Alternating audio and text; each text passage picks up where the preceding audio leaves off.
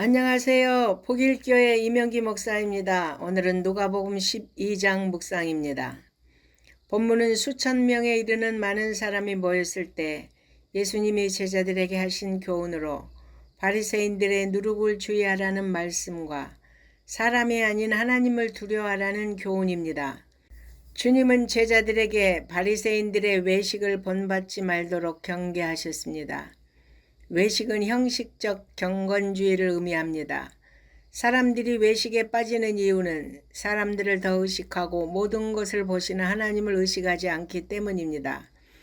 우리는 하나님 앞에서는 드러나지 않을 것이 없다는 것을 알고 하나님을 의식하고 살기를 바랍니다. 또한 주님은 사람을 두려워하지 말고 하나님을 두려워하라고 말씀하셨습니다. 성도를 박해하는 자들은 몸만 죽이지만 하나님은 몸과 영혼까지 멸하실 수 있는 분입니다. 그러므로 사람 앞에서 주님을 시인하면 주님도 하나님 앞에서 그를 시인하고 사람 앞에서 주님을 부인하면 주님도 하나님 앞에서 그를 부인하리라고 하셨습니다. 사람들이 두렵다는 이유로 예수님이 성령으로 일하시는 하나님이심을 부인하면 용서받지 못하고 결코 구원을 얻지 못합니다. 박해로 세상 권력 앞에 끌려갈 때 염려하지 말 것은 성령이 할 말을 가르쳐 주실 것이기 때문입니다. 본문은 유산 상속의 문제로 형과 갈등이 있는 어떤 사람이 이 문제를 해결해 달라고 요청하자 이에 대해 예수님이 모든 탐심을 경계하고 물리치라는 취지로 어리석은 부자의 비유를 말씀해 주셨습니다. 하나님을 택할 것이냐 아니면 탐심에 사로잡힌 나머지 부를 택할 것이냐에 대한 교훈입니다. 예수님은 형제간의 재산 상속 문제의 원인도 감당할 수 없을 정도로 풍성한 수확을 거두고 곡식을 축적한 부자가 가진 문제의 근본적 원인도 동일하게 인생의 가치와 목적을 하나님께 두지 않고 재물에 두고자 하는 인간의 탐심을 말씀합니다.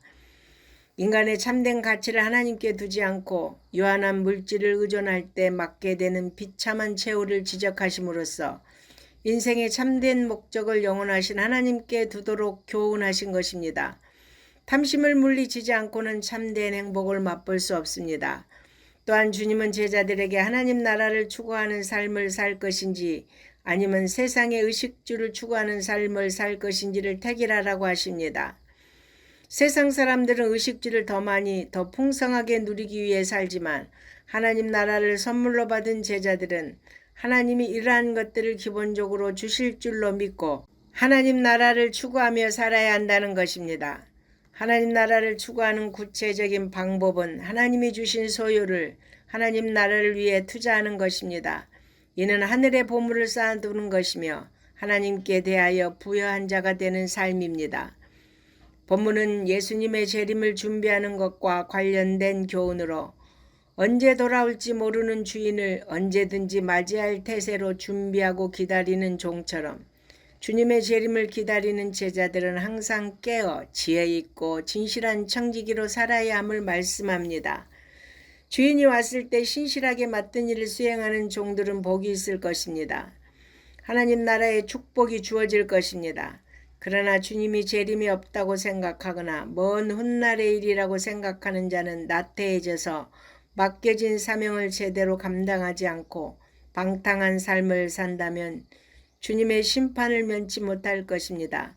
주님의 재림은 성경에 명시된 분명한 사실입니다. 늘 깨어 있으므로 주께서 문을 두드리시면 언제라도 열어드릴 수 있는 충성스러운 종들이 다 되시기를 바랍니다.